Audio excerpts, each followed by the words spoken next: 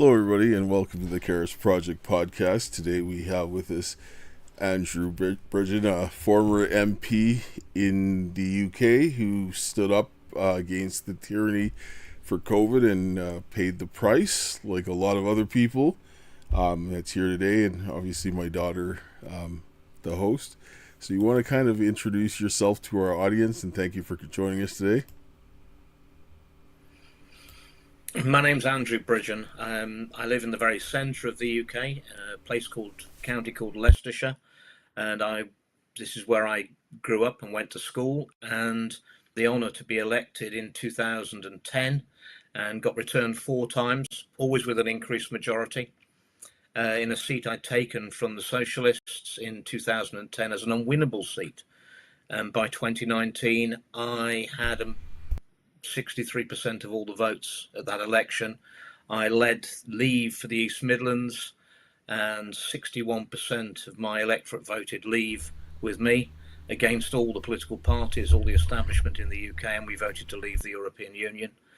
I was the MP who exposed the Post Office Horizon scandal very early on in my political career. That's the biggest miscarriage of justice in the UK's history. 1,000 people convicted criminally of stealing money from the post office when it turned out it was a defective software system, accounting system, which was covered up by successive governments.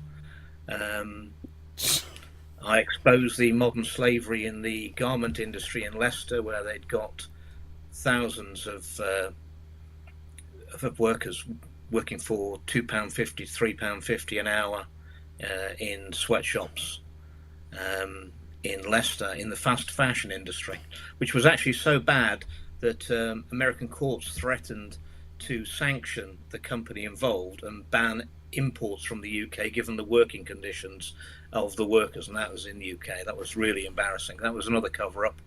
I exposed the High Speed 2 fraud, which is supposedly building a high-speed railway, which started in 2012.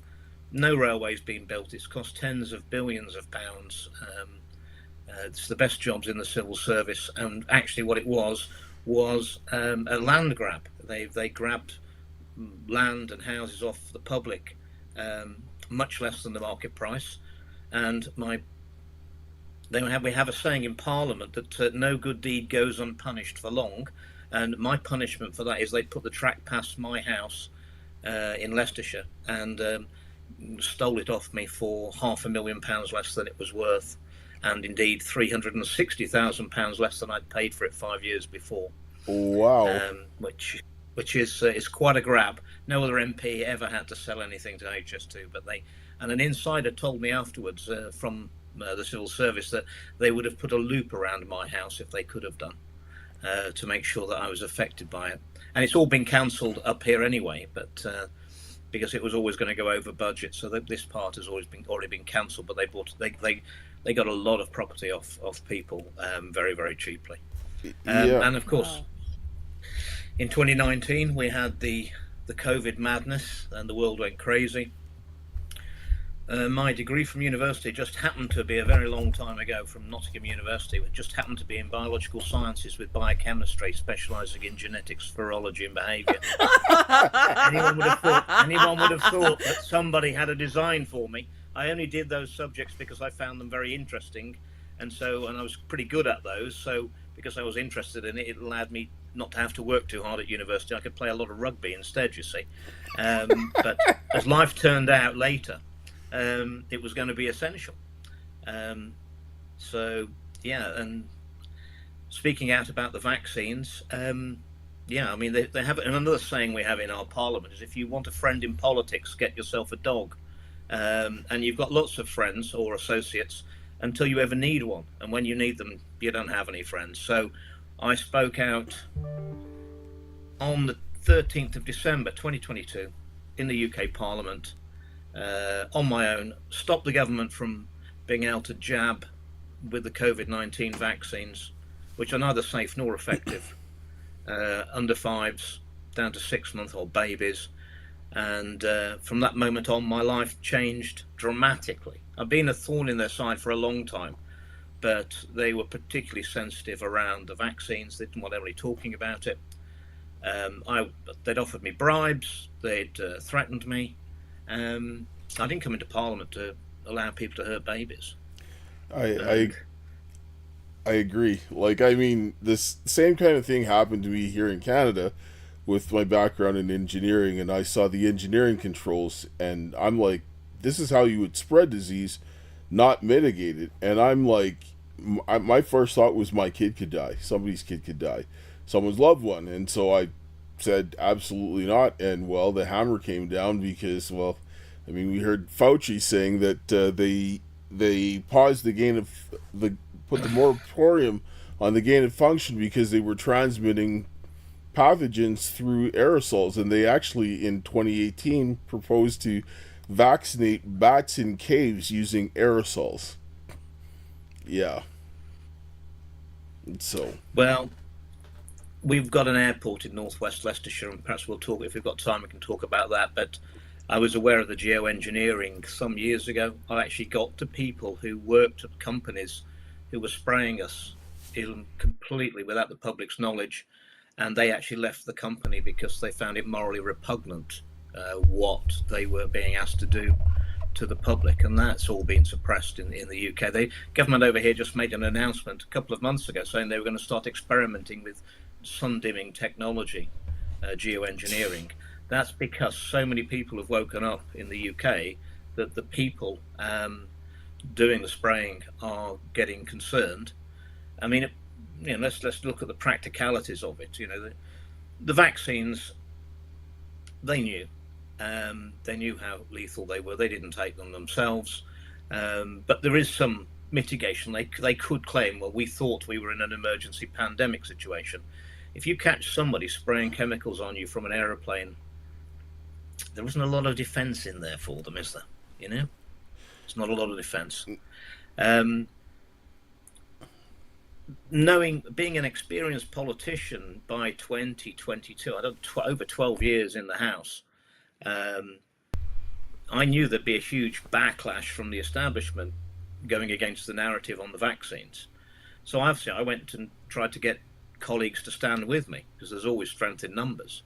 And I went around a lot of my people I thought were my friends, and I was just shocked. I mean, so many of them said, yeah, I think you're right. This is back in November 2022. But none of them would stand. One of them even told me, he said, you're definitely right. He said, I've had 2 Pfizer jabs. I went down to the gym, had terrible chest pains, and then I had to go to hospital. And they said, you've had 2 heart attacks. And I thought, well, he's bound to stand up. And he said, there's no way whatsoever I'm going to say anything.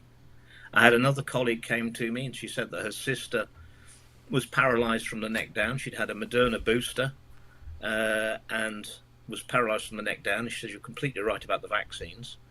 And this lady was a minister at the time, and I'd known her from before she was an MP, because she hadn't been as long as I had.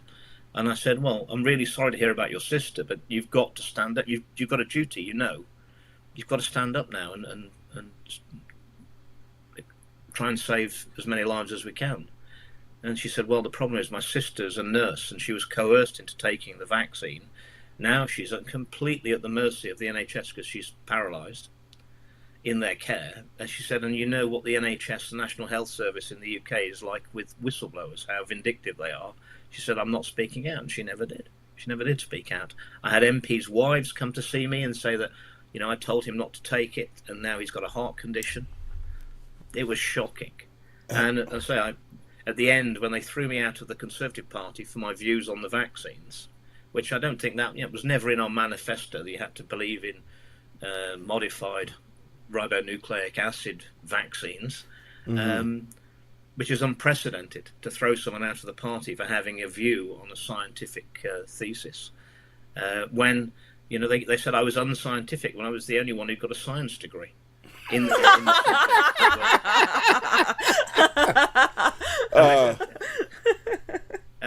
That they'd all got degrees in politics, not degrees in science. There are very few scientists in the House. There's a lot of lawyers. There's a lot of politics graduates. It's just not enough scientists. So and certainly not many critical thinkers. And I found out that most MPs are extremely risk averse. They're very risk averse, and they won't challenge the narrative because in the game of politics, you actually get on in politics by doing what's good for your party, not doing what's good for your people. What I will tell you is that from 2000, when I became the MP for North West Leicestershire in 2010, my area, there are 7 areas in the county of Leicestershire. Mine was the poorest.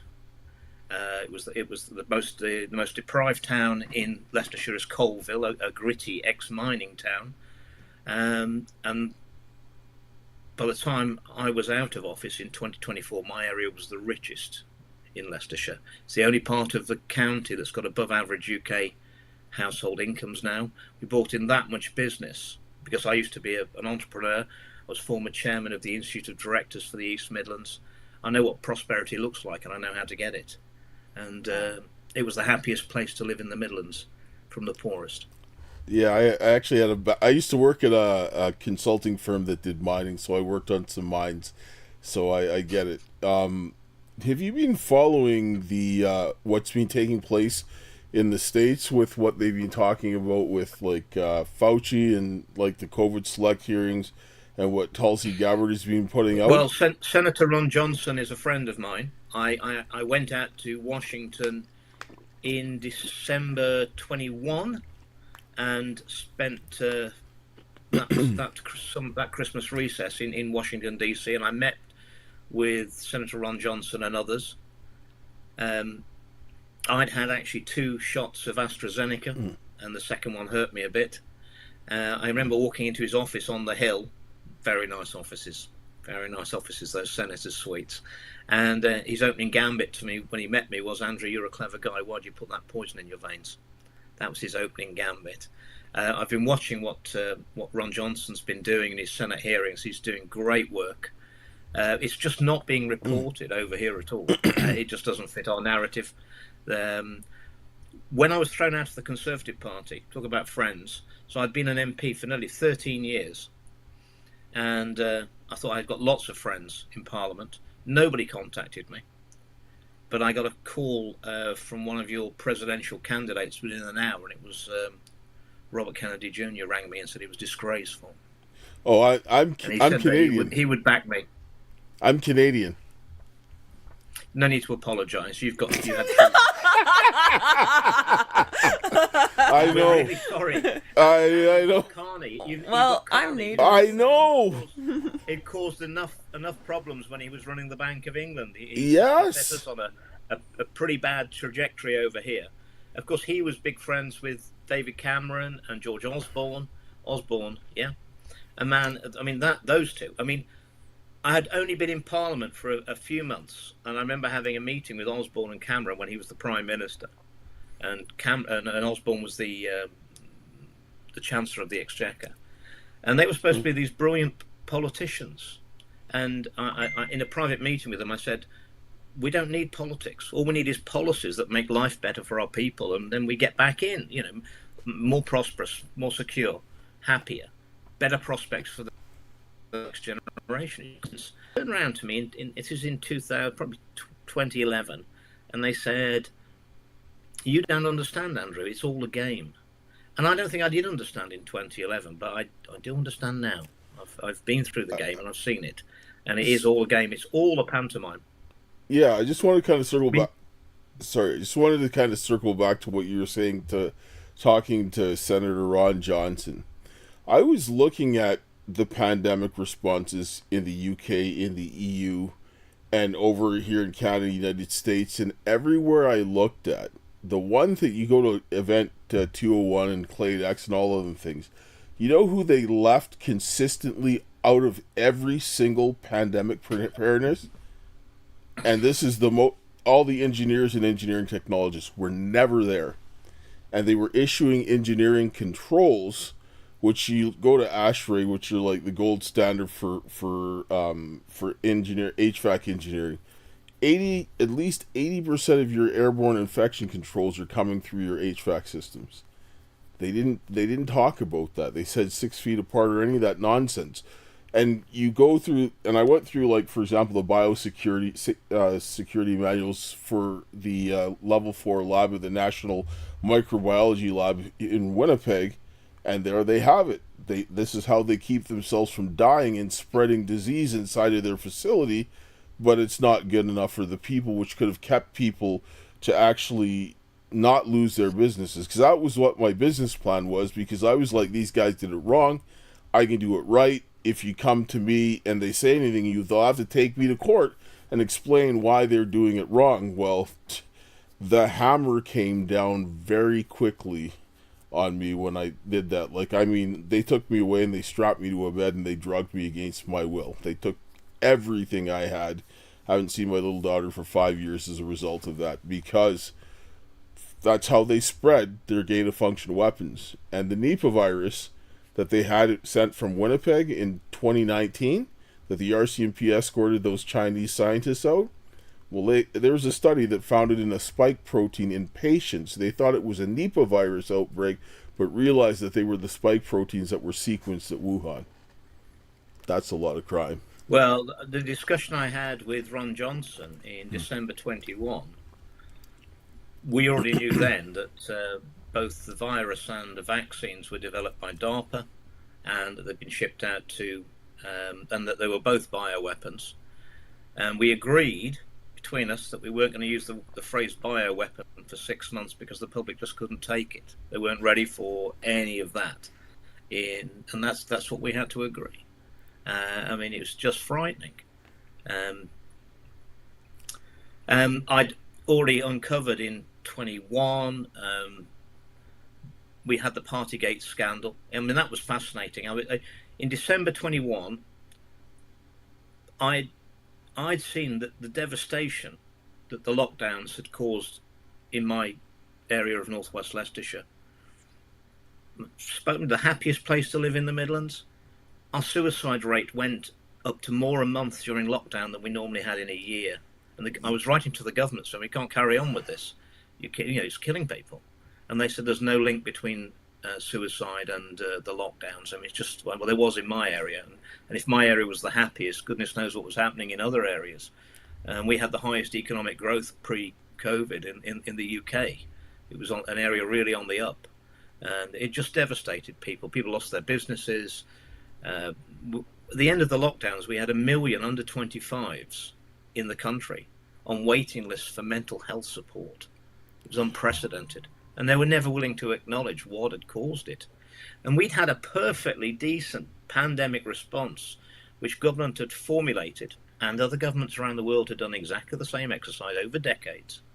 That was just thrown in the bin when COVID came along, and we went with the mandates, the lockdowns, the masking, the social distancing and isolation, and of course the gene therapy vaccines pushed by the WHO. And not only did my government do it, governments around the world did it, almost without exception.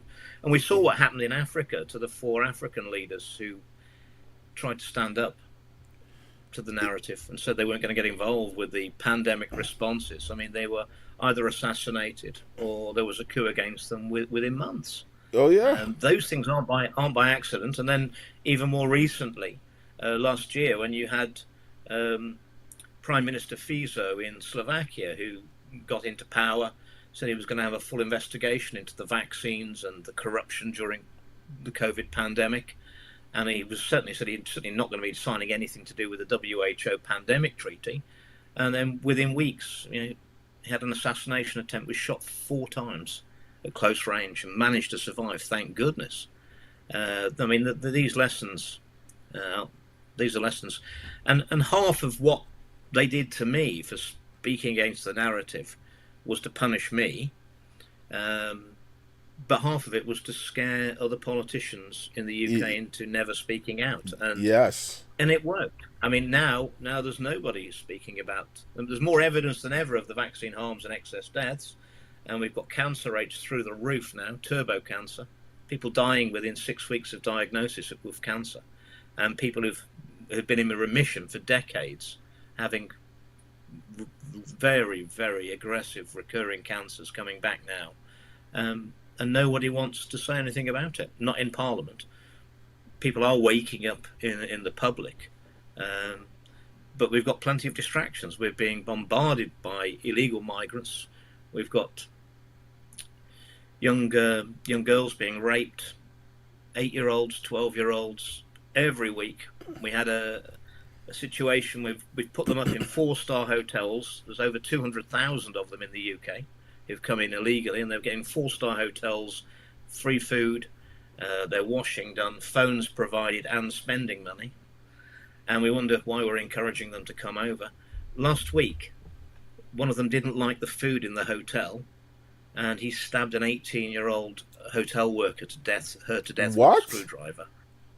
Yeah, and that was reported in the BBC as hotel worker dies. That was the headline in the BBC. Hotel worker dies. It's not funny. No, it's not. But it's horrendous. Our country's. The UK is going down. We are probably the most corrupt country in the world. We don't know how we can poke our finger at anybody else. My consideration is that our institutional barrels are completely corrupt. Not all the apples in the barrels are corrupted, but all the apples at the top of all the barrels are rotten. And any apple that wants to rise has to rot.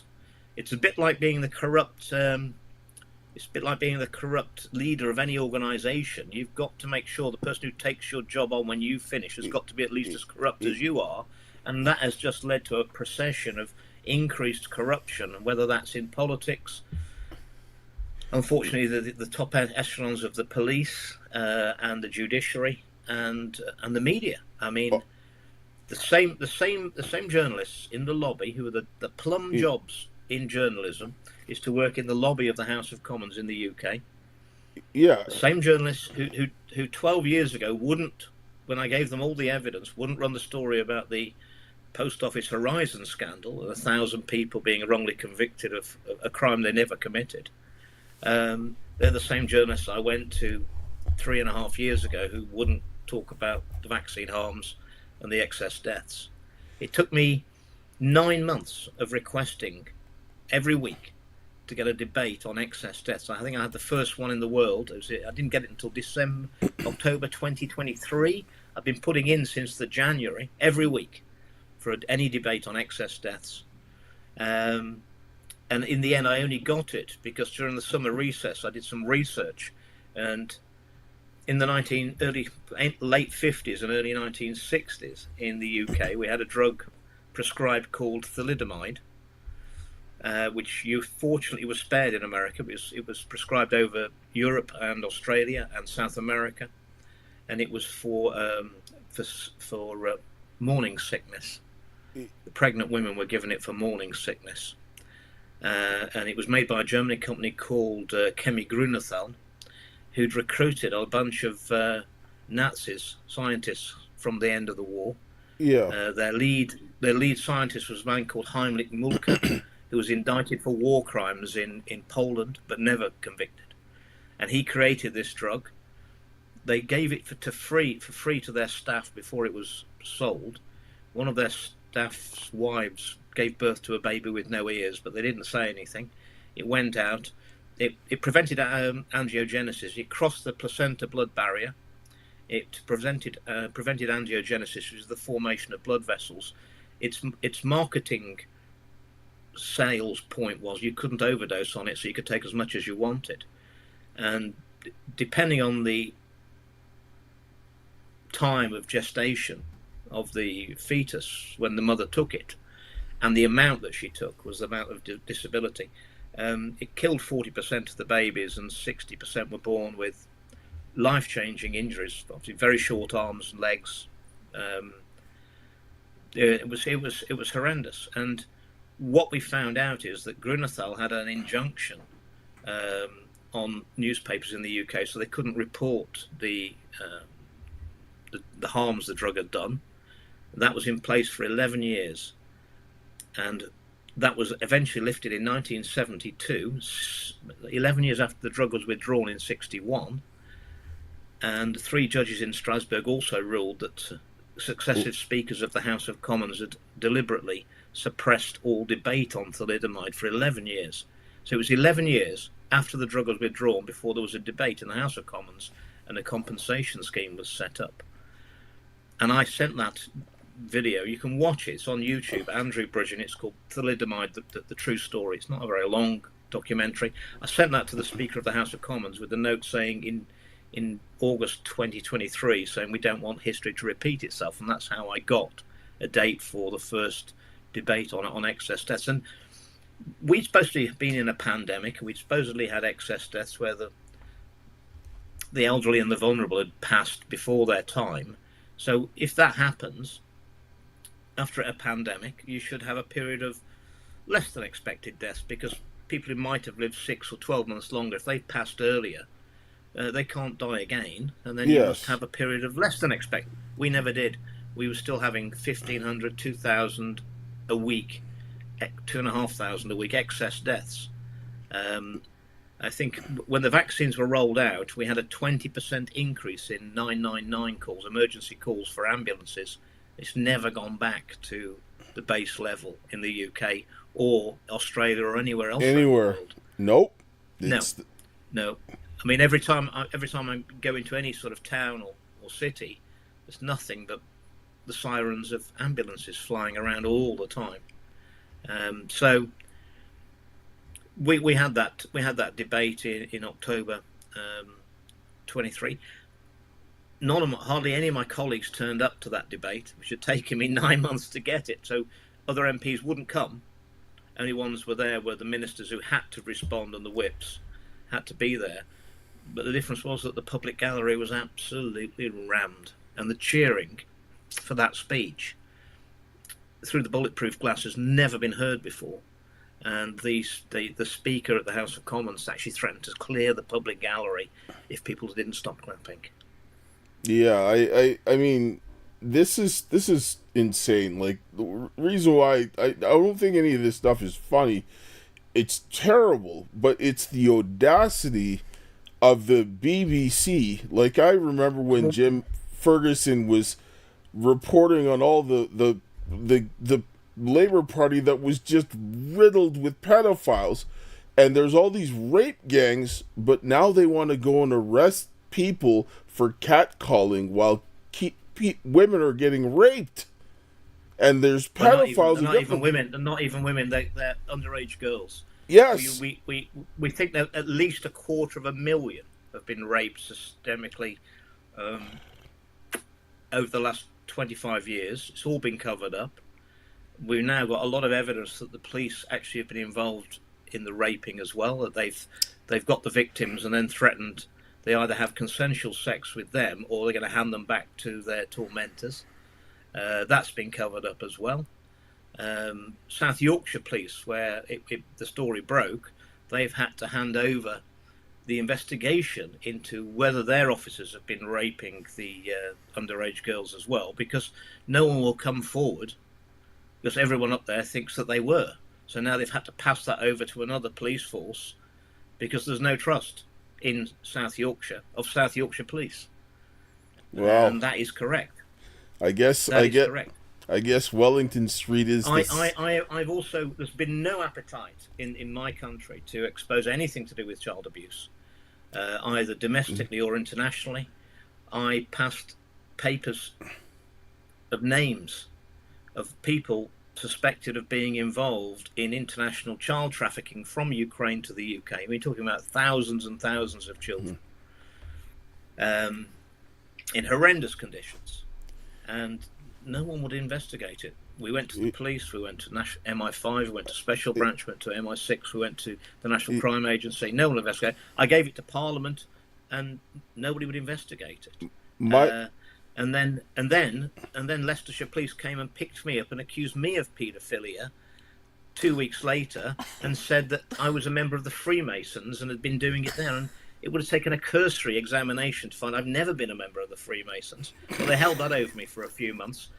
That was just a warning. If you keep asking questions about things we don't want to talk about, we make life difficult for you. I put a thread out with some of the stuff because my daughter got sexually assaulted a bunch of times over these years because of the whistleblowing and stuff that we did, and the attempts. Like I did a freedom of information request, got some stuff back from the Royal Canadian Mounted Police.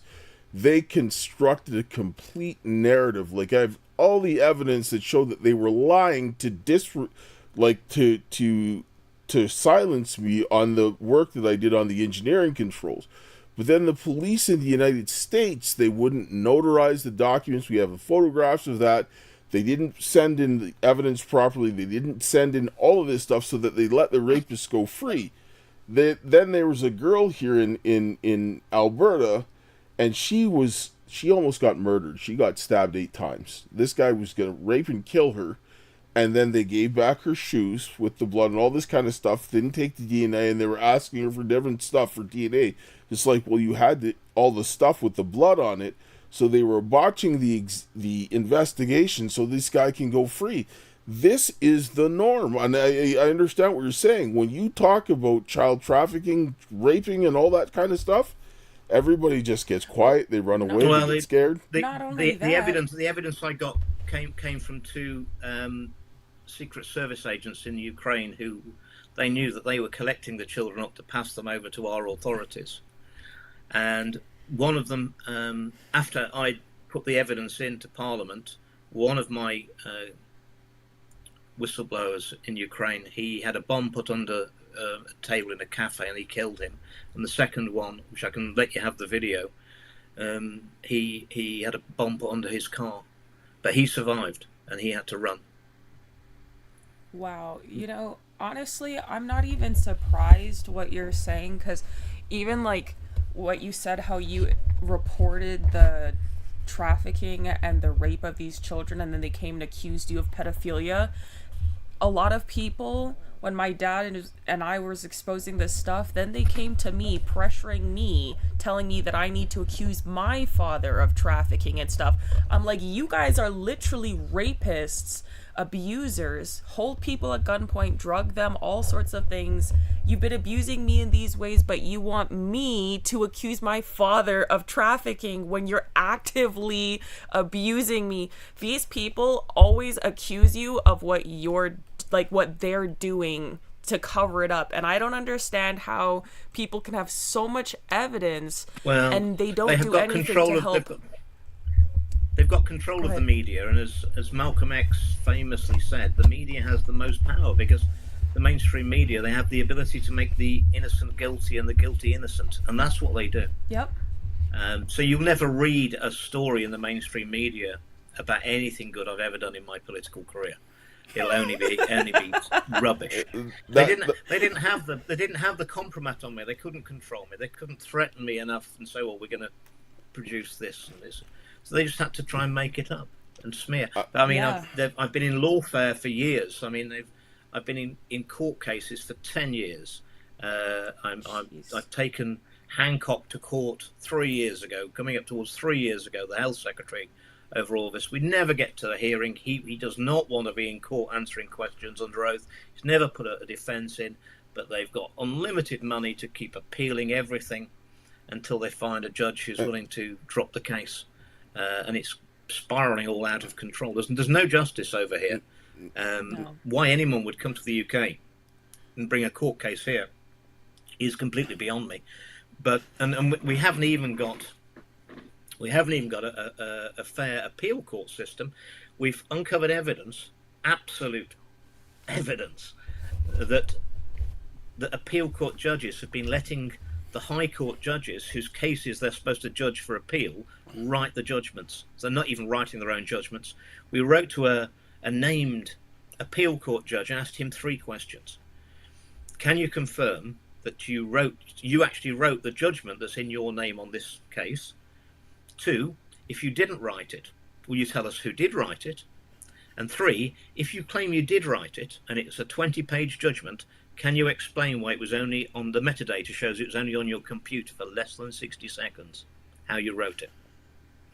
And his lawyers came back, a judge's lawyers came back and said, he will not be answering these questions. I mean, where'd you go from there? will not. And I'm not surprised he's not going to be answering those questions, because there isn't an answer that doesn't say you're completely corrupt. You know the funny thing, just listening to this, because I was talking, a lot of people were saying, what should they do? I was talking to the guys in the States, because they have it under their First Amendment, the right to petition for redress of grievances. But they got that from the Westminster parliamentary system, which where we got our parliamentary system from, because I looked into the rules of this, and they go back to like 1640 from the British common law. And they even have actually special rules for the City of London. I found that out. Well, of course, the City of London has special rules. We know the three areas of major concern is DC, yes, the City of London, and the Vatican. Which yes, but the centre of the money, the City of London has huge power. Oh yes, absolutely huge power. Of course, around it does. The world. And it's the moment you go against the narrative, you just start becoming very unlucky, as you'll have found. You start becoming very unlucky. 100%. Things just don't turn out for you. 100% of the errors always go in someone else's favor. Absolutely, you're just very unlucky. Things, business doesn't work out for you, and all sorts of things happen. It's been a roller coaster, but what a time to be alive, because people are waking up. Yes. I actually think the way we see the world now is the way the world probably has been for a very, very long time, more than our lifetimes. Yes. And at least when no one knew what was going on, and we were totally being manipulated, we never had a chance of ever sorting anything out. At least we have a chance now, don't we? Because I think enough people know. And as I've said many times, knows a very small word, but if millions and millions of us say it, it will cause fear and resonate in the halls of the self-proclaimed elites, and they've never had it before, and they don't like it. They don't like it at all. No, they don't. Like I keep telling people, I said we're pretty much at our Normandy moment. Right? This is D-Day, and it's like all over again. They had the Canadians, the British, and the Americans had to storm the beaches, and this is really what we have to do again. Because if we don't do it, no one else is. That's just it. Because if this goes down, especially if the states go down, we're all done, right? Well, you know what their end game is. I mean, it's going to be population reduction to 500 million. By sort of 2050. We know what the end game is if we don't stand up. So there's if you push someone's back against the wall, especially Brits, there's nowhere to go. You've got to come out fighting. And also there's nowhere to run. I mean, you could go to Africa. I was looking at, I like Ghana. I like Ghana. It's a lovely place. Nice people. They haven't got the internet. They can't be controlled in the same way that we can be controlled. But you see, that's why the world's elites are trying to engineer a worldwide famine. The countries who haven't got the internet are the poorer countries. They won't have any food. That's what they're aiming for, to get them in line.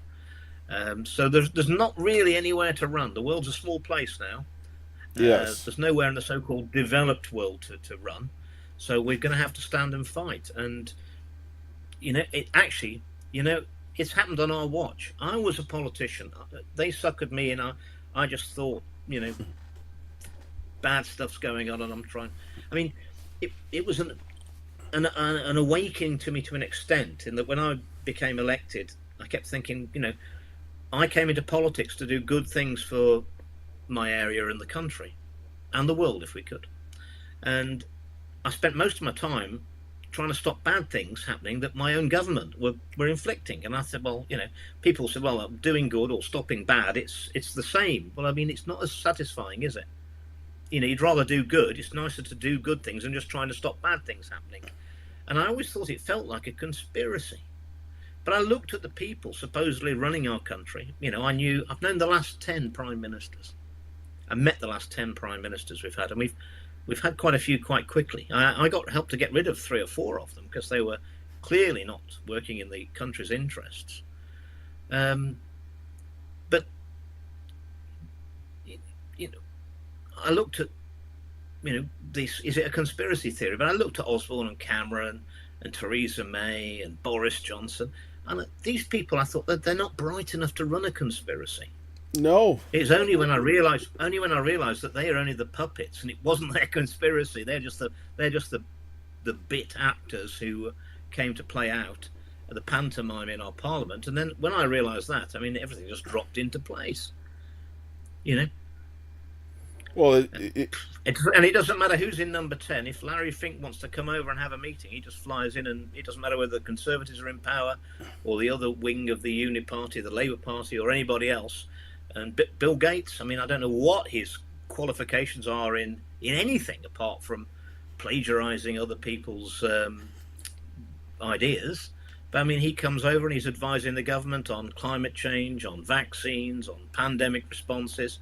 I mean, he's not even British. He's not a scientist. These people have huge power. Yes, it's unbelievable. Well, I mean, he was connected to funding the research. He was connected to the EcoHealth Alliance and all those guys that were creating COVID. And then he was connected to the biggest donor to the WHO, the World Health Organization. Exactly. And it's some sort of unholy alliance between Bill Gates and the Chinese Communist Party. Oh, yes. I mean, it's clear to me that the world's self-proclaimed elites, who are not elites, are actually parasites, really, if we actually realise we don't need them at all. I mean, they've decided that the Chinese social model, economic model, is the model they want to inflict on the rest of the world. And they daren't tell everybody because no one's going to vote for it. I mean, that's where we're heading very fast, where you've got a sort of capitalist system where people can get plenty of money for corporations, but the people are basically in communism and very suppressed on what they can say. And that's clearly the direction which our current leaders seem to want to take us. And I think as well, I mean, I helped to get rid of Cameron and Osborne and Theresa May, or I would call her Treason May, and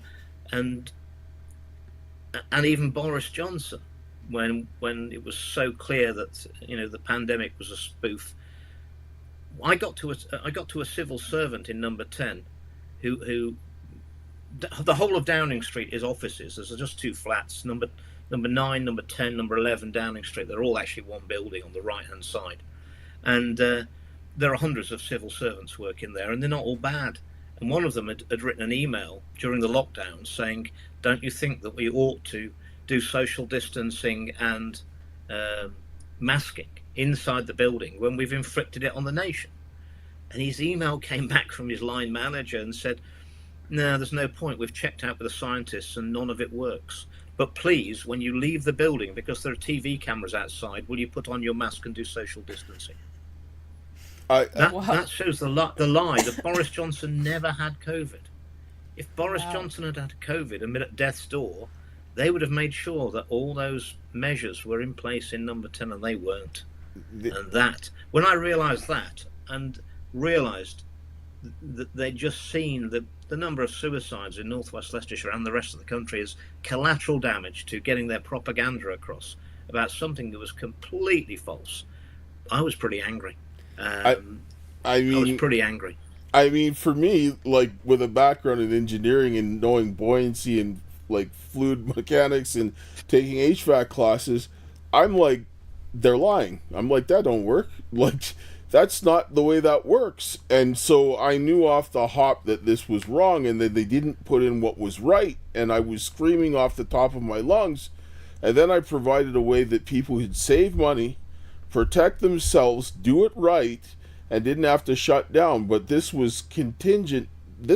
What the COVID was contingent to the vaccines. The lockdowns were contingent into destroying the small business and everything else like this. So when I came out at early 2020 and coming to do this, they were like, not today. Like, people came and asked me, what do you want? I said justice. And that's where that ended. And they, like, I don't give a damn. Yes, I need money to live. But I mean, I want people to not die, right? Because you can always get the money, the compensation later.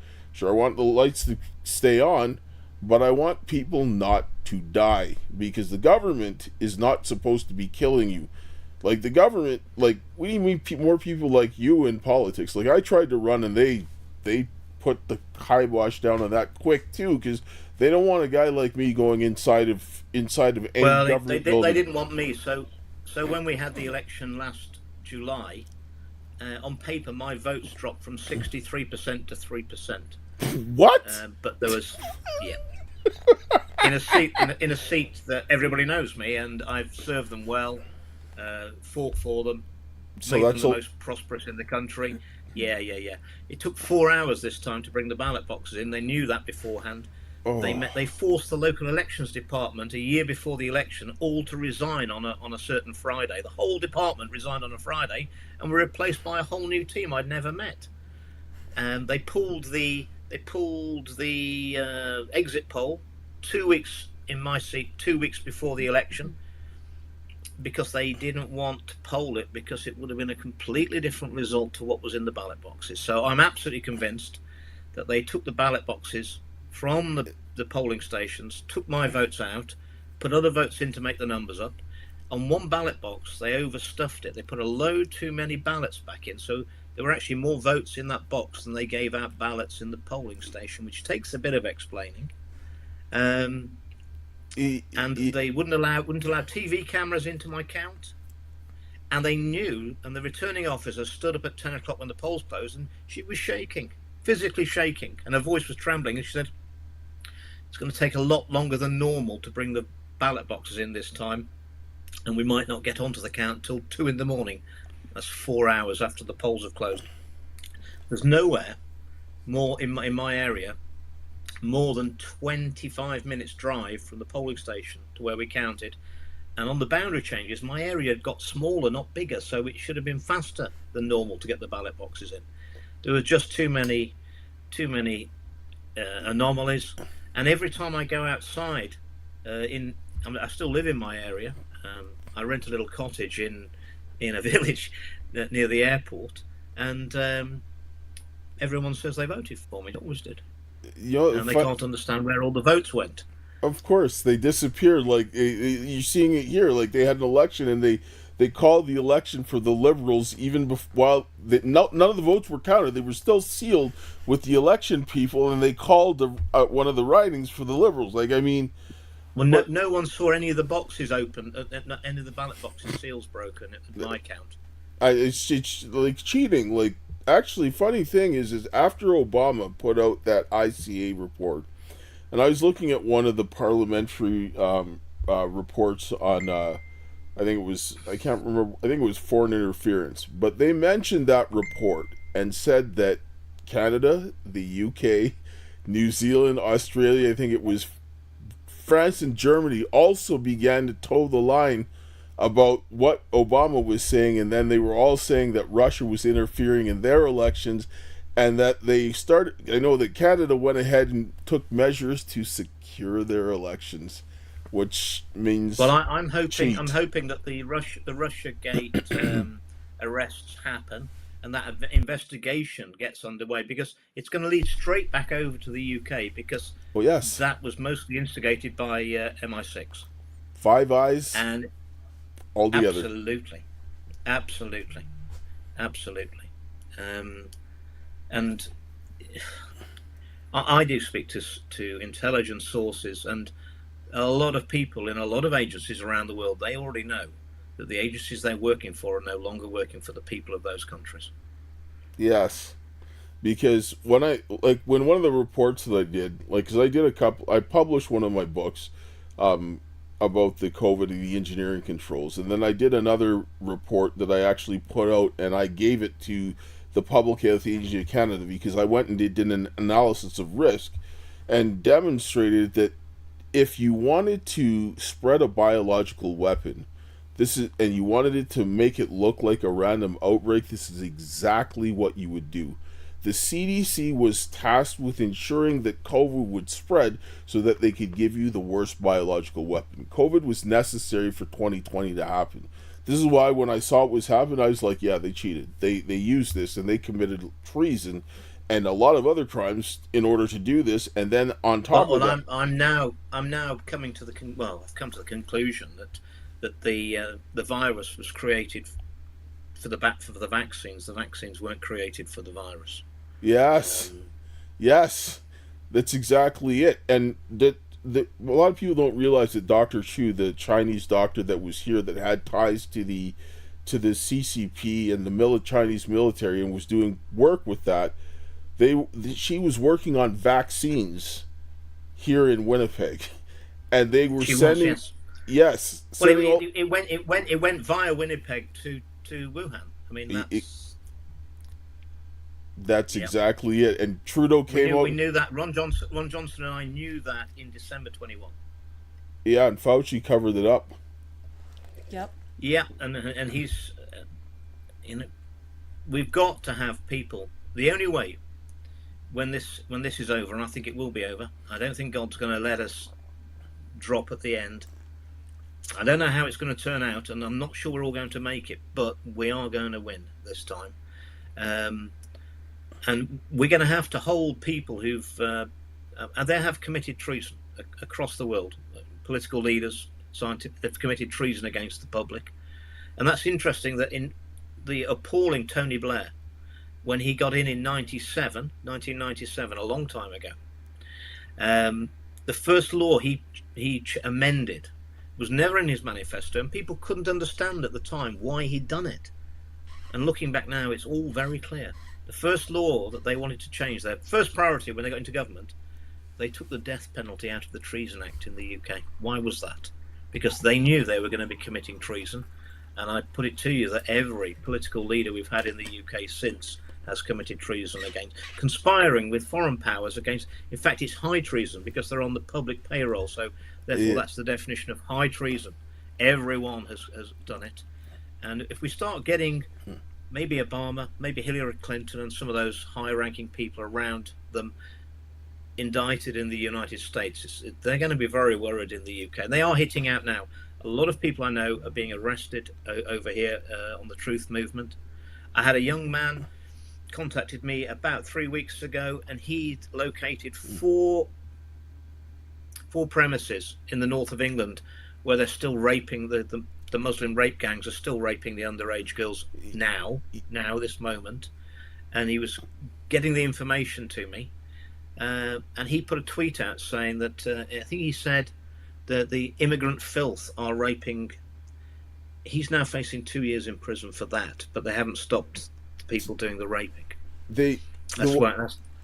COVID was used to drive this thing like into mega overdrive. And I was talking to a lot of people who did human trafficking, like in the States with DSS, and they worked with those agencies, and everybody saw an uptick in human trafficking. And this is where the migration came out of control. Like Canada, like last year, by like July, had over a million immigrants coming in. We've got 41 million people. You just brought in like close to 3% of the population in 7 months, right? And what they didn't bring in the upstanding citizens that were coming to work from the countries that were getting persecuted. They grabbed the bottom of the barrel, and the ones 86% of our illegal migrants coming across the channel, and that's not all the ones. They're coming in the back of lorries as well. Yes, they're all males between the age of 18 and 39, fighting age males.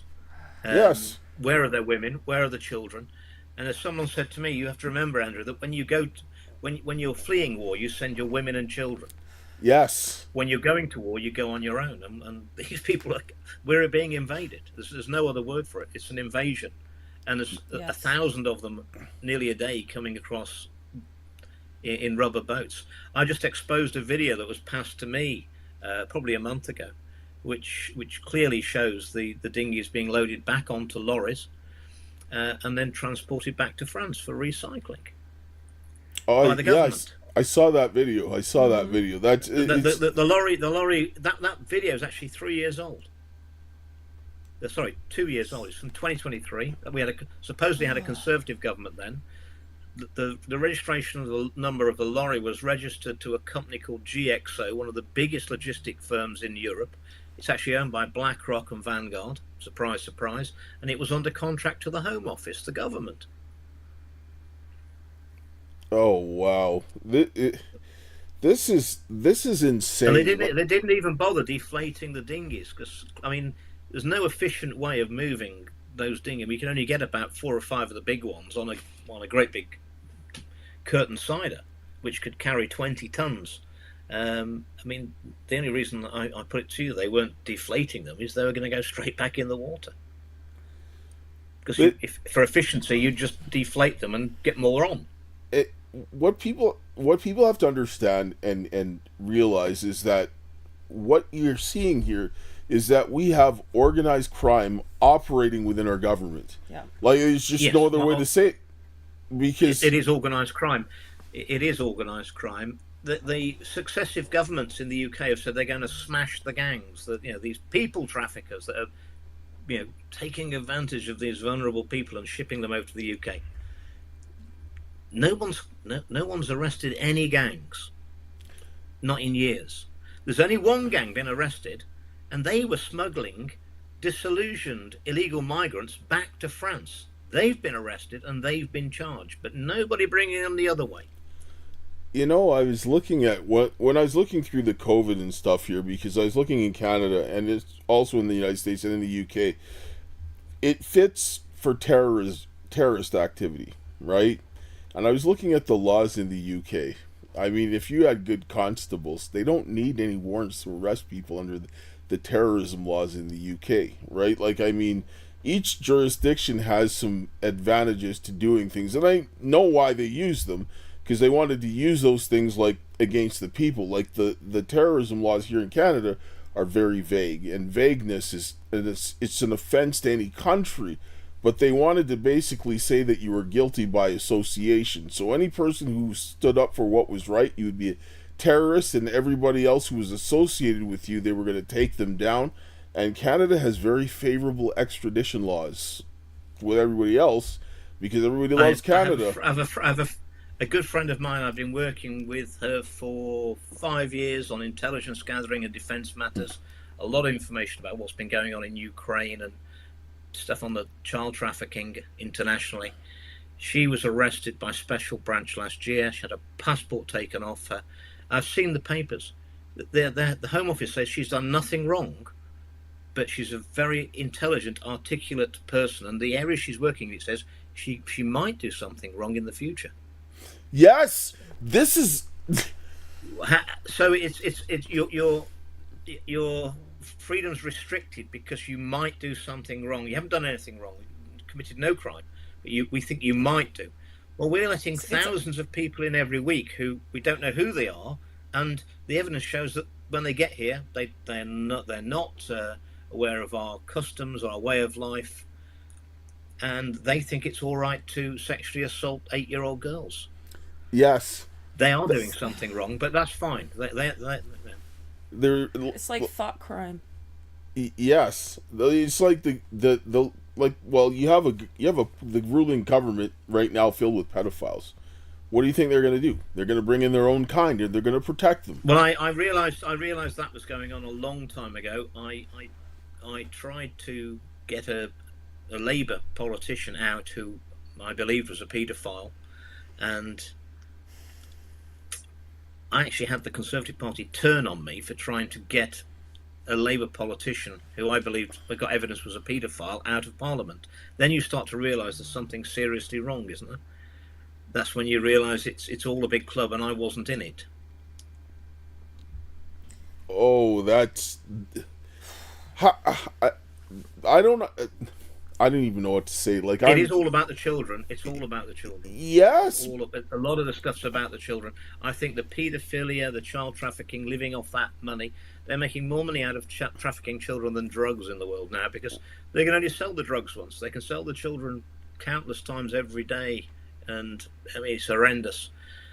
Well, and that's the glue. It's the ultimate compromat, and that's the glue that holds these people together, that they know they can trust each other. Because once you're in that club, there is no way out. And once you've sold your soul to the devil in that way, there's no way you're going to get it back. Yeah, Well, no, I agree. That's like too far. like I said, if you're a network of pedophiles, you have to overthrow the government, otherwise you will get exterminated. Because pedophilia And also, if you're in positions of power, you've got to make sure that whoever takes your job on next has to have the at same least the values. same proclivities. Yes. Absolutely. Otherwise, it's going to all be exposed. So it's self-perpetuating. Once that cancer's into our institutions, it's self-perpetuating. It has to carry on. We've got to take the top off all the barrels because they're all rotten. Yes. And this is where the people have to come back to remembering how government works. The power comes from the ground up. Because, there were times, even when they still had monarchs, where the other barons would no, you're not doing that, because if you do, we'll revolt and we'll put someone else on the throne. And they said, okay, we'll back away, realizing that the people are the ones that hold the power. And the people have to start taking that back. And the government needs to have a healthy fear of the people, because democracy is from the old Greek. You've got demos is the people and kratos is the power.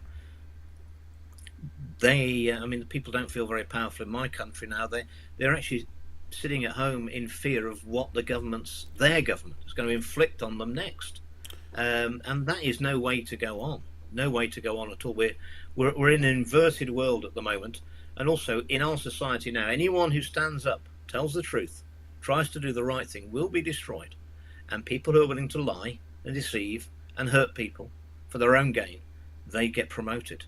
And that is not sustainable. And as a behavioural scientist, humans, we've been around this planet a long time, a lot longer than they're telling us, and our behaviour has evolved. Most people in the world are still good. If being bad and being evil was a winning strategy, the time we've been on Earth, we'd all be bad, because you'd have to be, because that's the winning strategy.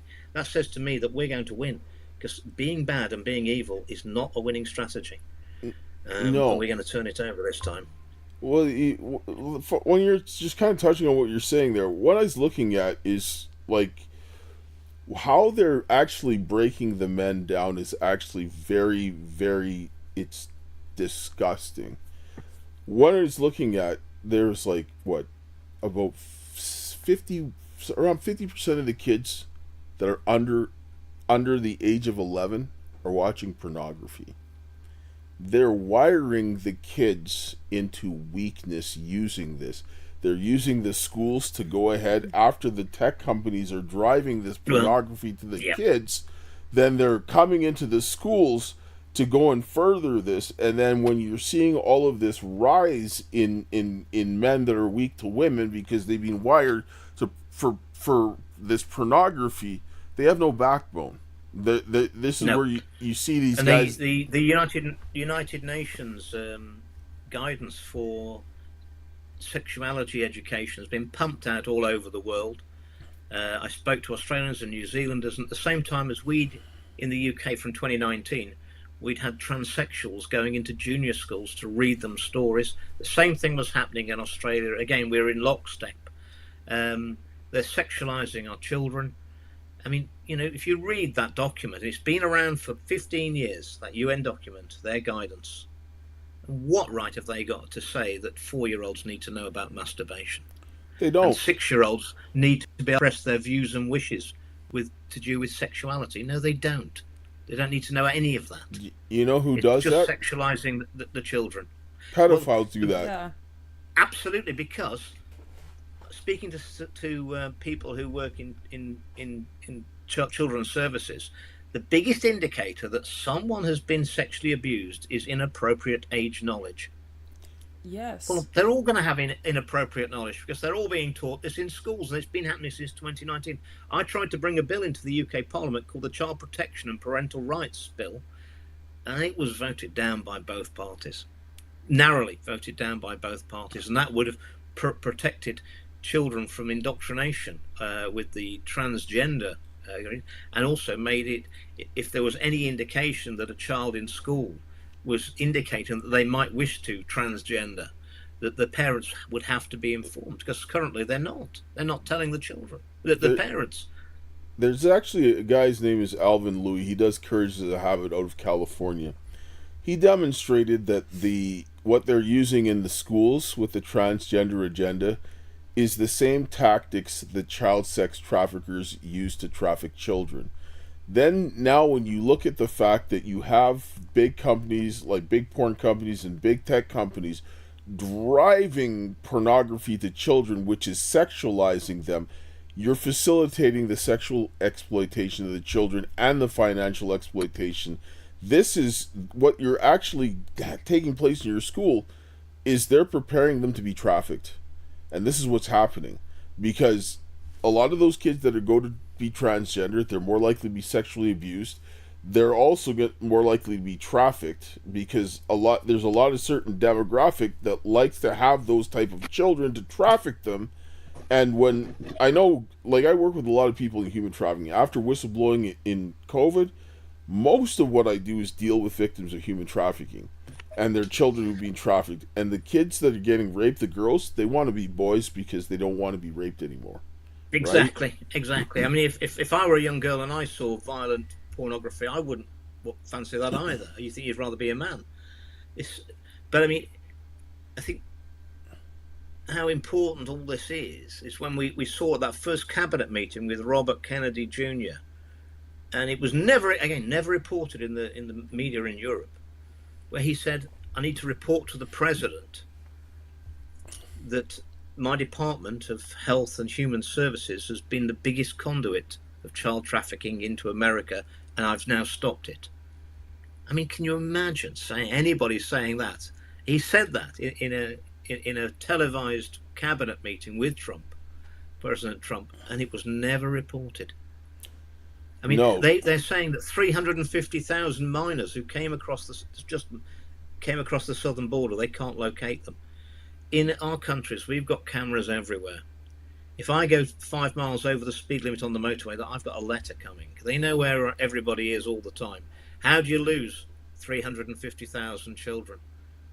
The only people who could lose 350,000 children are the government themselves, if they wanted to. Oh yes, like we've had people saying that the cartels aren't even bringing the kids in anymore. They hand them over to border services, and then the border services, they hand them over to ICE.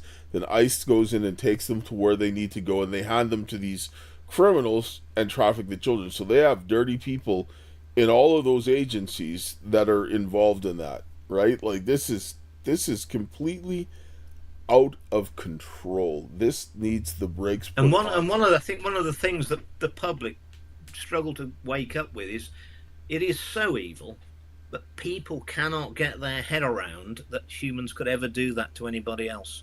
They just can't. But these people, and I've met some of the higher echelons of them, unfortunately, in our parliament. I mean, some people say, well, they're not human. I don't know. But there's no humanity in them. I've looked them in the eye. They're soulless. There is no humanity in these people. There's no humanity in them. I mean, people got to start thinking that there is a devil. Yeah. Right? Like his biggest trick he ever played was persuading people he didn't exist. And what I also seen is that friends of mine who were 5 years ago, I would have said distinctly agnostic at best. They've woken up, they've seen the face of pure evil, and they know there must be a compensating force for good out there. And they've become actually very spiritual. And personally, myself, I've prayed more the last 5 years than I've ever prayed in my life. Most of what I prayed for was that I was wrong about the vaccines and everything else, but unfortunately I'm not. And at the end of the day, they are scared of prayer because it's powerful. That's why you can get arrested now for praying in your own home if you're within 500 meters of an abortion clinic in the UK. You've even put letters through saying you're not even allowed to pray in your own home. You can't even pray in your own. You can't pray in the street quietly to yourself without saying anything. You'll be arrested. That's the truth. We've had loads of people arrested for praying outside an abortion clinic quietly inside their own head. I saw that, and they're so. And you have to remember, it's called the Antichrist. It's not called the anti-Allah, is it? It's the Antichrist thing. Yes, because they're against Christianity. Yes. They're targeting Christians. What's happening like in crazy. Nigeria and the Congo? I mean, we've got churches of 100 worshippers. They're all dead in the pews, and nothing's being spoken about. The Christians have been under attack around the world for many decades now. I think people who would call themselves Christians in the UK, despite everything they've done, I think if they did a survey now, I think more people would say they believe. And a lot of it's because they've seen the face of pure evil, and they know there has to be a compensating force. Well, if he's coming, I wish he'd hurry up, because I can't wait. Yeah, we can use some divine justice right now. I mean, I'm fine with that, right? A little fire and brimstone, whatever. Well, I look at the characters, and I know these people. I know who they are. They have sold their soul to the devil, and I think when they get to their last breath, they're going to be petrified, aren't they?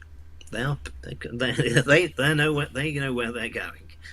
They're not going to go anywhere nice. Let's put it that way. Yes. You have to be an extremely soulless and evil, demonic person to protect pedophiles and rapists and murderers to children and women, and destroying the men in your country, the families. You have to be a deeply evil person to do that. Like, the most innocent and vulnerable people, to not protect them is one of the most cowardice, evil things that my mind can't even I can't even wrap my mind around how you even get to that stage in life. I think I agree for sure. They are soulless. You have to be soulless. They are, and I think it's because I didn't have a particularly happy childhood myself, and so if I see children being maltreated, it really upsets me immensely. And I think children are we're all in God's image, but I mean, when they're totally innocent, they are the nearest thing to God you can ever get. And it's there's no bigger affront that these evil people can do than to harm and kill children and abuse children. It's the biggest affront to God, and that's why they do it. And that's why they do it, and it's unforgivable. I agree. Well, it's like when you can't stop the father, what do? They go after the children, right? And they do it to hurt God, right? The same way they do. And also the young minds, they're very malleable. They can easily be influenced, and all the historic psychology books, they can actually make people believe anything if they catch them young enough and indoctrinate them. And that's what's going on in our education system. They're being told that the planet's going to burn up in 10 years, which is all absolute rubbish. This net zero thing is unscientific bunkum. I know. Carbon dioxide is the gas of life. If we got rid of the carbon dioxide, I mean, I've got politicians who are arguing with me saying carbon dioxide is poisonous. If we didn't have any carbon dioxide, it's only 0.04 of 1% of our atmosphere. At 0.02 or a bit less, the plants will all die and we'll be gone 3 months later. I mean, it's the gas of life. We could do with a bit more carbon dioxide, really. The plants grow better, much better. It's such a lie, and they're being indoctrinated in schools, which is why a lot in the truth movement and the resistance in the UK, there aren't that many younger people, because unfortunately they've had the full propaganda for several decades in schools, and we need to wake them up as well. Yes. How do you think that's going to happen for the young people? I'm a Gen Z myself. I'm first year Gen Z. I'm 28 years of age, born in '97. How do you think that's going? You're very lucky. How's it going to happen? They're you're lucky you've woken up. You're lucky you've woken up. I'm sorry what society's perpetrated against you. It's an amazing time to be alive. I mean, all the generations that went before us, they never. We're going to see things, I think, in the next couple of years that, and if the analogy is we're in a poker match. I mean, we're all in, but we were always all in. But they're all in this time for the first time, and on the turn of the cards of life over the next couple of years, the future of humanity is going to be set, and we do have a chance. We do have some cards this time, and they don't like us having any cards at all normally. We've got a chance. Well, yeah, we must take it. We have to. And or the children will never realise the freedoms they never had, because they're never going to see them, are they? Well, we have to make, like I tell people, we have to make sure that this never happens again.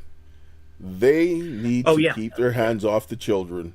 Never again can this happen. We need a different political system, because the systems we've got have got us into this mess. They're not going to, when we've sorted this mess out, it's going to take some sorting. I don't want to be sitting there thinking someone's going to do this in 2 or 3 generations' time. We've got to set a better system up. I think we need to move to direct democracy. You can't trust politicians, in my experience. You can't trust them. They're just completely corruptible. So we need a smaller, more accountable parliament to produce laws, which then go out to referendums every 3 months for the people, and the people are the second chamber. And you have to have that public debate, and nothing that the people don't want will ever become law. And we also need to stop this ever centralisation of power, because a lot of the things that were perpetrated at the pandemic and since, if you had power closer to the public and more distributed public services and accountable to local people, it could never have happened. What happened in the NHS could only happen in the UK because it is a national health service and it's controlled from the centre. If it was broken up into more regionalised structures, people would say, well, how come that all your people are dying and all their people aren't dying? There's got to be, so we've got to move the power back closer to the people, and we've got to have absolute accountability over politicians, and to get over the trust issue, because when all the truth comes out about what's been perpetrated and the crimes against humanity that have been committed around the world, who's going to ever believe a politician again? Who's ever going to believe a doctor again? Who's going to believe a scientist? Who's going to believe the media? And that breakdown of trust is only going to be built back if those who've perpetrated these crimes have very severe sentences. And that's got to work 2 ways. Firstly, persuade the people that it's been acknowledged and these people are going to be punished. And these people don't think they're going to be punished. The judicial system is not there for dealing with the elites. It's there for dealing with the oiks like us. They don't want to, that's the system for keeping control of us. They're going to have to be punished. And also, anyone who seeks a position of responsibility where you have power over someone else's lives, as particularly their children, you've got to know if you abuse that power, you will be punished very severely. So it has to work both ways. Yes, I agree that when you have, because of certain positions, that should be an aggravating factor in any type of punishment. Because if you're in a position of authority and responsibility, especially in government, and you abuse it, the hammer should come down on you, because that's not your job. Right. Do you also think that perhaps, because like you said, no one's going to trust a politician anymore, and no one's going to trust a doctor or a lawyer, even teachers. Do you think that a lot of that trust will be gained through experience, like going back to apprenticeship programs where people can prove through their hard work and efforts that they're actually qualified for the job? Because as we've seen through the pandemic the last couple of years, many people were certified, but they were not actually putting out things that were true. They were blatantly lying to the public and doing things that were actually causing harm and death to the people. So it's like, I think if people have to go back to actually working through apprenticeship, it would bring a little bit more of that trust, because now they're seeing, okay, well, this person's actually qualified and they've proved it through their hard work and the qualifications of someone else who's been monitoring them, I think so. And I think the events of the terrible events of the last 5 years, and they're ongoing, I think people are being seen for what they really are, aren't they? There's nowhere to hide. I mean, and be honest, they're not really trying to hide it anymore. They just think there's nothing we can do about it. But we come back to where we started. Freedom of speech, freedom of expression. If I can't have these conversations with you and raise concerns that's happening in England, and we can talk about what's happening in Canada and America and the rest of the world, then there is no freedom at all. We can never have a solution. And the problem is we do not have a free press, and we do not have investigative journalists that can go anywhere anymore. Nope. They've been very clever with journalists. In the UK, there are always 10 times more people qualifying every year with a degree in journalism than there is jobs for journalists. So they've got a pool of people willing to do a journalist's job in the mainstream cheaper. They've always got a massive pool, and they've used that to hold that sword of Damocles and force journalists into submission effectively. And those who've tried to speak out, they just lose their job straight away. This is why we need to work and connect with podcasts or different independent media to go ahead and start spreading the news, because they're never going to just give over the platform of the mainstream media. The CBC is the corrupt child of the BBC, and they're both absolutely state-run propaganda, and we know that Ottawa is run by China, and so you've got the CCP running the media. This is nuts. We need to have people that are going to be able to tell the truth and start supporting them to get the information from them, because the mainstream media is lying through their teeth, and they're trying to protect themselves. Increasing numbers of the public have completely lost trust in the BBC, the newspaper. I mean, I don't actually own a television anymore. I haven't had television for a number of years. I will not support that system. That first debate I got on excess deaths in October 23, the BBC had prepared inappropriate subtitles, banners, there were tickers that were going across. So when I gave that speech and it went out on TV live on the Parliament channel, the BBC were putting up tickers underneath saying the children's MMR vaccine is undoubtedly safe and all this. Nothing to do with what I was talking about. And then I complained to Ofcom, and the BBC had to issue me with the nearest they ever get to an apology. But that was the week that my TV license renewal came, and I thought, I'm not paying for this propaganda for them to abuse me in Parliament as an elected representative by putting in they said they were doing it for balance. Well, I mean, they didn't do that to anybody else's speech ever in the history of my Parliament, but they did it to me. So that was bad news for the BBC. But we do have an element in our country who are never going to believe anything we're talking about today until they see it on the BBC, and they're not going to see it on the BBC. And if they do, a lot of it's going to be in 20 years' time, which is far too late, because they will have perpetrated other crimes against us by then, on the people, if we don't hold them to account for what they've already done. Yeah, we basically need to run with the 3%. That's really what it's going to take, because... Yeah, but I mean, I'm told that, revolution is normally fermented, but 6% of the people, we've got 6%. Yes, we've got 6%, and we've got a lot more than that, actually. Yes, they're the people who we only need a relatively small percentage of people to be willing to stand up and say, we can't have this anymore. You're an illegitimate government. This is what you're doing. I mean, it's. I never thought when I went into politics 20 years ago that I was going to be sitting here talking to you about these matters, but but here we are. Here we are. It's an amazing life.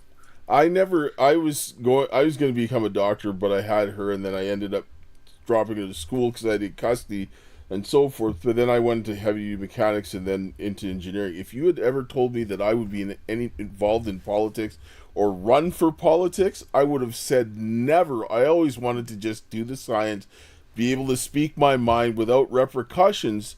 But then I ran for politics because I was like, look, I don't like it, but no one else is doing the job, and it needs to get done, right? I mean, you see what's going on here. So, I mean, we're all in different places. We never thought we'd be there, so, I mean, here we are, so we just have to do what's in front of us. Just out of curiosity, when was the last time you visited Canada? When I was really rich in business, I stayed at the Chateau Whistler and skied Whistler probably 15, 16 years ago. Very nice hotel, Chateau Whistler. Yeah. Well, maybe you should Nice consider cigar, nice cigar room, as I remember. should consider maybe paying a visit. They need to hear politicians like you so that they can learn what needs to be done.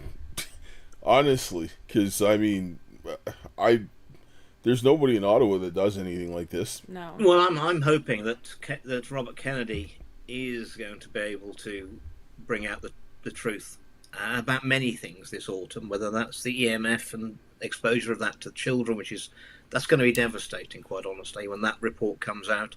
We haven't touched on that. The vaccines, the vaccine harms, the COVID vaccines, the childhood schedule.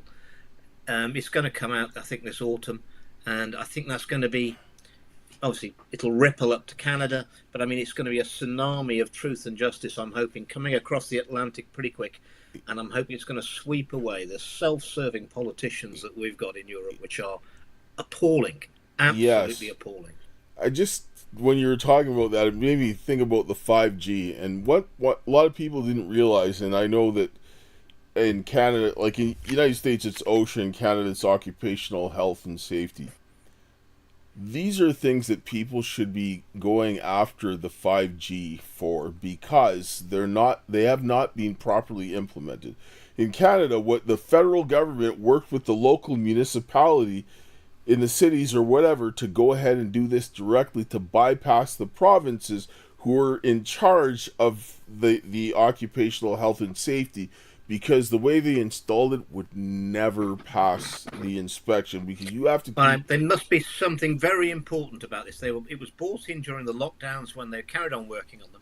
I actually had a constituent, and his mother and father came to see me, and the chap was sort of autistic, probably not been out of the bedroom, sort of late 20s, never came out of the bedroom, and he'd been on the internet and formed a little group, and they'd sussed out there was something wrong with these 5G towers, and they were sort of discussing amongst themselves how they might have to cut some down. And the police infiltrated their little group on the internet. 5.5 years in prison. He never went out the bedroom. And they reclassified during COVID. They reclassified 5G masts in the UK as critical national infrastructure, and doubled the sentences for anybody damaging them. There's a reason for that. Yes, that it's not a good reason. They're protecting them. They're protecting something that they need. This is... Well, I've spoken to veterans who tell me that during the Cold War, we had civilian protesters outside the American bases where the nuclear weapons are, and that they were beaming 5G at them then to make them ill.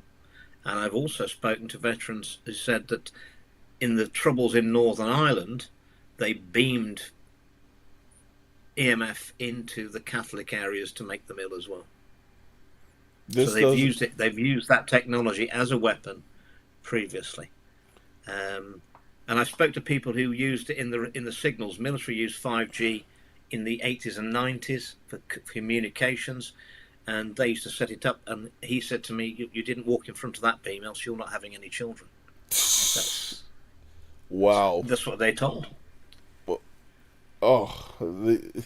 This is... People have to... And whatever it is, whatever the 5G is, and they're everywhere in the UK, and at huge expense, line of sight, some places they're every 100 metres. Yes. It's got nothing to do with phone communications, because I can tell you now that the mobile phone communication system in the UK is the worst it's been for decades. And even phones that have 5G on them, when you open those phones up, there's no 5G chip in there. It's nothing to do with mobile phones, whatever the 5G masts are for. Nothing to do with mobile phones at all. Yeah, I mean, I haven't had a lot of time to look deeply into it, but from what I've seen, it doesn't look. There's too many red flags for my liking, and something like that should not be rolled out, and people don't know what it is. And by the way, just coming back the thalidomide thing, when I looked into it and saw the analogies of what's going on now, guess what the marketing slogan was for thalidomide in 1961? It was safe and effective. Same slogan.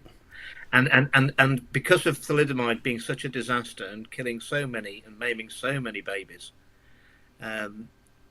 Big Pharma are prohibited under their rules from making claims that any of their drugs are safe and effective. And they got round it because it was the politicians and the civil servants and the doctors who said it's safe and effective, because Big Pharma legally can't say that. But it was the politicians who were the marketing arm for those vaccines. But that's how they got round it. Yes, and what people realize, like a lot of people are like, well, we can't sue the pharmaceutical companies because of the PrEP Act, but because of the criminal activity, and COVID is what's going to end them, because they created a gain-of-function pathogen. They also created a method of effectively distributing it so that they could go ahead and do all of these other things and then make a lot of money to sell these mRNA vaccines. And I have patents from these vaccines that date back to 1985. And guess what they all included in the patents? The same problems that people are having today, the myocarditis, the accelerated cancer. Well, Robert Malone's I know Robert Malone, the man who effectively discovered the mRNA technology, and he actually had 2 Pfizer shots, and he then told me that he rang up his old colleagues and said, how did you sort out all the side effects and the problems? And they said, what problems? And then he realized they never had, and he's vaccine harmed himself now. I mean, people should be taking my word, because this is how they can lay down the foundation for criminal charges, because it's like the engineering controls is like the gun for the bullets. So you have the virus. Well, obviously, and also the engineering, I know, and I wrote to the Prime Minister, Rishi Sunak, at the time in 22, that the vaccines that were rolled out around the world were not the ones that got emergency use authorization anyway. The trial vaccines for Moderna and Pfizer, they made the mRNA, the modified RNA, by using a PCR machine, which is very slow and very deliberate, very expensive. And those are the vaccines with 1 in 800 adverse events and deaths, which I would never have passed anyway because it's far too high. But they're not the vaccines that went in people's arms, because the vaccines that went in people's arms were actually mass-produced up in bacteria. And we know that in the UK because on the second day of the mass vaccine rollout, our Medicines and Healthcare Product Regulatory Agency changed the protocols and said everyone has to stay at the vaccine centre for 15 minutes. Not on day 1. They weren't expecting anaphylactic shock, because there was no anaphylactic shock in the trial data. Because the vaccine, the DNA material, the genetic material had been created by a PCR machine with no impurities. Whereas the vaccines that were put in people's arms and went in on day 1, they were mass produced up in plasmids in bacteria, which means you have to break open the bacteria, and then there's all the contamination of bacterial cell walls and DNA material in those vaccines, which probably means they're at least 5 times more lethal than the ones that were given emergency use for, at least 5 times. And you see, anaphylactic shock, you get that from endotoxins in the vaccines. They weren't expecting that. We got it. Endotoxins are mostly from the contamination of bacterial cell walls left over from the bacteria they cultured up the genetic material in the vaccines. And that shows that our regulator knew that the vaccines that were going in people's arms on day 2 were not the vaccines that they'd approved, and no one said anything. And yes. I pointed all this out to our Parliament and our Prime Minister in 2023, and nobody wanted to listen, because they're all culpable. Because we now know that Rishi Sunak, and I've written to him with legal letters, and he can't deny it, he actually owned 11% of Moderna before they produced the vaccine. Through a company, he was a hedge fund manager, trust fund manager. He had a fund in the Cayman Islands called Feline, which just happens to be the same name as the Alistair Crowley's child sacrifice cult. That's an interesting coincidence. Yes, isn't it? I know. The name That means do as you will. Do as thou that was wilt the name will of be the Rishi whole of the Sunak. law. Wow. Wow. Wow. That's Rishi Sunak's Wow. fund in the Cayman Islands, and he put $500 million into Moderna when they only had 10 employees, 2016, before the pandemic. Anyone would have thought he knew. And I wrote a legal letter to him accusing him of corruption, and he had a perfect opportunity to write back and say, no, there's no truth in your allegations. He couldn't, because it's all true. And he gave Moderna, the company he'd invested in, £1 billion of UK taxpayers' money to build a new facility at Oxford to make these poisons, and he also gave them a contract for at least 150 million doses of their mRNA vaccines a year for 10 years. That sounds like a gold-plated contract, and he's completely compromised over all of that. And he was the Prime Minister. That doesn't surprise me. Like, I mean, it doesn't. Like, I mean, it should, but it doesn't. Like, I mean, here you look at Trudeau, man. Like, I mean, he was all up on the mRNA, the lipid nanoparticles, and making sure that kind of stuff was going on, protecting all the interests. Like, I mean, we had the one of the directors of CSIS came out and said under Parliament, he's like, every government going all the way back to Mulroney is being under the influence of the CCP, right? Like, I mean, and I would imagine that's like that everywhere, because they were all doing the same things, and they were just using China. It's a globalist that were working with China. We had two Chinese spies who'd been given parliamentary passes and were working on the parliamentary estate in London. And guess who gave them the passes? One of them was from the Securities Minister in charge of MI5, MI6 and GCHQ. He had sponsored one of the passes for one of the Chinese spy, and the other person was the lady who was the chair of the Foreign Affairs Select Committee. She'd authorised one of the passes as well, and they were both Chinese spies. And that was what. So the man in politics who's supposedly in charge of our secret services had sponsored the pass for the Chinese spy. That's and they'd been in there for years.